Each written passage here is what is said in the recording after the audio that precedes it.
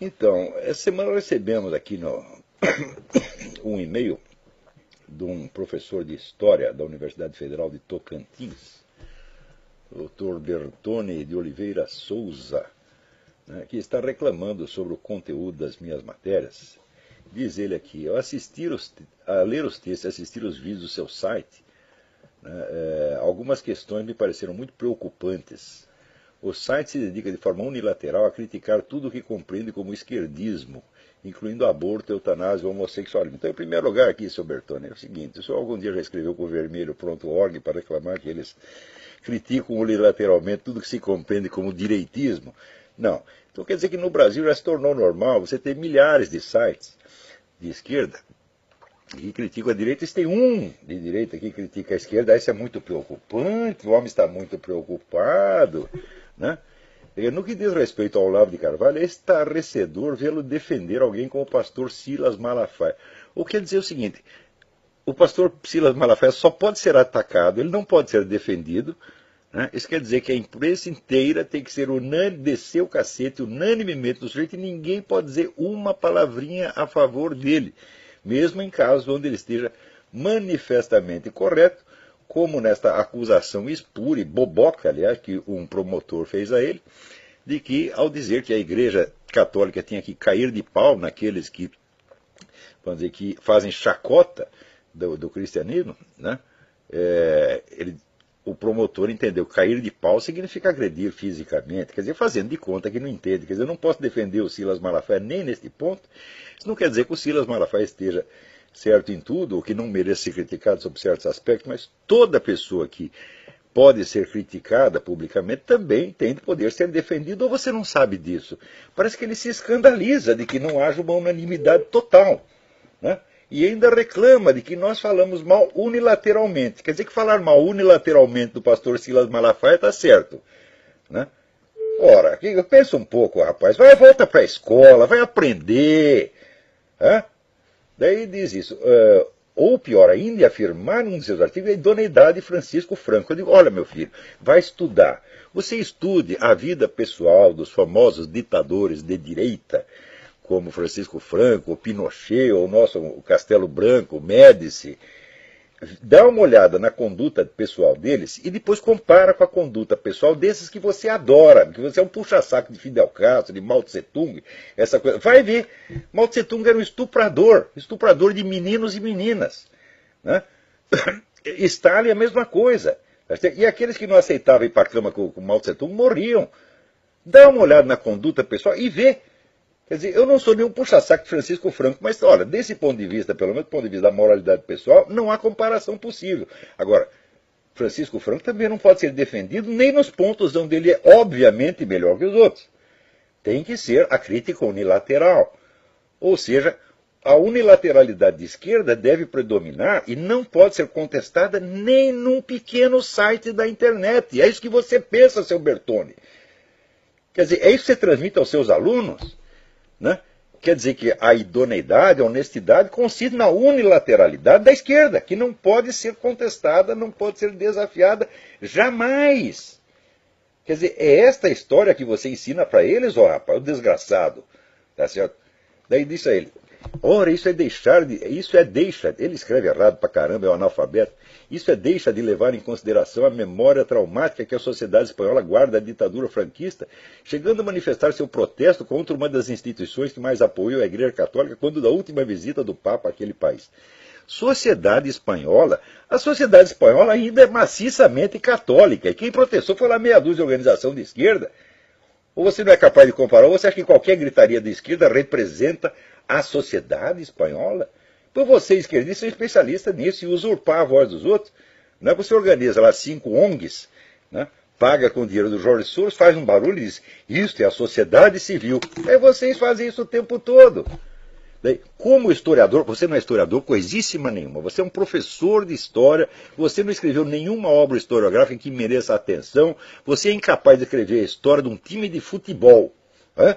Como historiador, não posso deixar de notar outras absurdidades históricas, como na afirmação de Olavo de Carvalho, de que houve mais distribuição de renda na ditadura militar brasileira do que em anos recentes.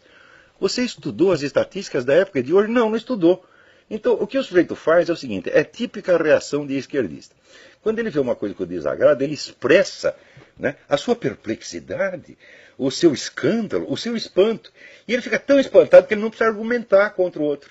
É assim, você expressa o seu espanto de maneira a dar a impressão de que o que você está falando é tão óbvio que não pode ser discutido. Porque se começar a discutir, você vai se dar muito mal. Então você chega e diz, é muito preocupante, estou aqui chocado, né? Ora, você está, como é que diz, fazendo teatro. Você não é capaz de discutir comigo, mas nem 5 minutos, rapaz. Eu, como historiador, você não é historiador merda nenhuma, porra. E, olha aqui, eu não sou historiador profissional, mas eu pelo menos participei da equipe de uma obra monumental sobre o Exército na História do Brasil, em 3 volumes, né, publicada pela Biblioteca do Exército. Então, eu tenho alguma obra historiográfica da qual, como diria o Lula, eu posso me gambar. E você? Você escreveu a história de uma escola de samba, rapaz? Então, aqui, maior ainda, silenciar sobre a participação da sociedade no governo Goulart. Participação da sociedade no governo Goulart? Eu sei que a sociedade brasileira está, assim, em peso. Saiu às ruas na maior manifestação pública que já houve, para pedir a derrubada do governo Goulart. E apoiar o golpe militar. Isso aconteceu, ou você não sabe, você não é capaz sequer de consultar a mídia da época, rapaz. E se você pegar manifestações como as diretas já, foi fichinha perto do que aconteceu na época. Vai estudar um pouco, rapaz. Em termos recentes, os colunistas, nas propostas de reforma agrária e educacional que foram podadas pelo golpe. Reforma educacional, olha, eu conheço, por exemplo, a história da Universidade de Brasília. E se não fosse depois entrar o professor Azevedo lá para botar ordem na putaria que os caras tinham arrumado, essa universidade nem existiria mais. Os colunistas parecem ignorar completamente os efeitos da crise econômica nos países ricos, como o aumento do desemprego. Como? Nós falamos disso o tempo todo. Né? E a crise econômica foi causada por gente como você. Foi causada por esse pessoal que sobe no governo e quer legislar e controlar tudo. E criaram leis que forçavam os bancos a emprestar dinheiro a quem não podia pagar. E fizeram isso porque isto foi um plano esquerdista concebido por discípulos do Saul Alinsky já na década de 50, com a ideia de que se você forçasse, né, a Previdência Social e os bancos a conceder mais direitos do que estavam concedendo na época, haveria a destruição, quer dizer, a Previdência Social ia ruir, os bancos iam ruir, ia criar uma crise econômica. Essa crise foi inteirinha montada por gente de esquerda. Você nunca ouviu falar na estratégia Cloward Piven, você nunca leu isso aí, você não sabe nada a respeito, moleque. Moleque mesmo, menino analfabeto. E vem se meter o professor, que é isso? Ser professor da Universidade do Brasil não significa nada, porra. Né? O site silencia grosseiramente sobre os problemas da concentração de renda no capitalismo. Concentração de renda no capitalismo? Faz favor, porra. Concentração de renda existiu na União Soviética, existiu na China, porra. Na China tem até hoje, Quer dizer, porque o Partido Comunista concentra a renda na sua mão. Quer dizer, concentração de renda supõe que você tem uma autoridade, tá certo, que controla a economia. Tá certo? E daí, só quem tem acesso ao governo, só os amiguinhos do governo é que se beneficiam disso. E isso é exatamente o que vocês esquerdistas fazem, porra. Você pega o anuário da Heritage Foundation, que é o Índice de Liberdade Econômica no Mundo, e você vê, compare lá os números. São números oficiais da ONU e de outras instituições que mostram, para você, onde tem melhor distribuição de renda é nos países capitalistas, não nos socialistas. Nos socialistas tem distribuição de renda nenhuma, tem trabalho escravo. Ou você não sabe disso? Agora ele fala isso como se fosse uma coisa que não precisa ser discutida, não precisa nem ser provada. É autoprobante. Né? Também é curioso que os artigos sobre a América Latina têm como preocupação central fazer apologia das ditaduras militares que graçaram no continente, minimizando o impacto sobre suas vítimas quando comparado ao stalinismo e ao maoísmo. Como minimizar?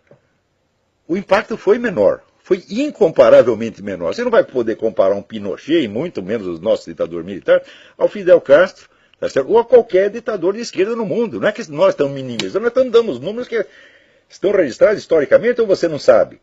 Você vai querer comparar as 3 mil vítimas do Chile, do governo Pinochet no Chile, com os 70 milhões da União Soviética, os 70 milhões da China, você vai querer comparar? Sou eu que estou minimizando? Quer dizer, eu que estou fazendo o número 3.000 ser menor do que 70 milhões? Ou você não aprendeu aritmética? Como minimizar? É questão de ter um pouco de senso das proporções, seu idiota, vagabundo, palpiteiro do caralho. Vai lá enganar seus alunos, a mim não. Em um dos seus programas, o Olavo fala da visão ideológica, que ele define como abordar um assunto defendendo apenas o lado que interessa à pessoa, chamando a atenção para os problemas advindos desse tipo de abordagem. Ao que eu pergunto, essa crítica não deveria ser aplicada ao próprio site, seu colunista, e a forma como as matérias são selecionadas e redigidas? Olha aqui, primeiro, o site foi feito para compensar a hegemonia esquerdista. Então nós não temos, vamos dizer, que dar aos esquerdistas, no nosso pequeno site, a chance que eles não nos dão na Folha de São Paulo, no Estadão, no Globo, em parte alguma. Então o que nós estamos tentando é criar, vamos dizer, pelo efeito de contraste, um mínimo de equilíbrio nessa discussão. Então, se todos os sites repartissem o seu espaço, né, dando espaço para todas as vozes, para todas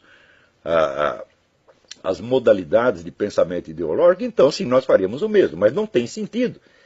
Se o nosso site é feito justamente para formar um contraste e criar, vamos dizer, o mínimo de equilíbrio indispensável, o mínimo de confrontação indispensável, então é claro que a sua crítica não é procedente. Ademais, você está confundindo duas coisas. O pensamento ideológico não se define por defender um lado. Todo mundo defende um lado. Não é esse o problema. O problema da abordagem ideológica é que ela proíbe, ela veta a possibilidade de você levantar outras perspectivas. Não necessariamente perspectivas que se opõem a ela politicamente. Porque o simples fato de você equacionar a questão nesse tema, não, tem aqui uma direita e tem aqui uma esquerda e tem que ter os dois lados. Isso aí, cientificamente, é bobagem. Quer dizer, a confrontação de ideologias opostas não tem nada a ver com a confrontação de várias hipóteses científicas. Ou você confunde as duas coisas. Você está confundindo, vamos dizer, a simples, vamos dizer, honestidade num debate político, que é dar voz, direito de voz a todas as facções, com a confrontação científica de hipóteses, que é do que eu estava falando. Mas esse indivíduo ele não imagina que isso possa existir. Ou seja, aonde você estudou história, moleque? Então tá aí.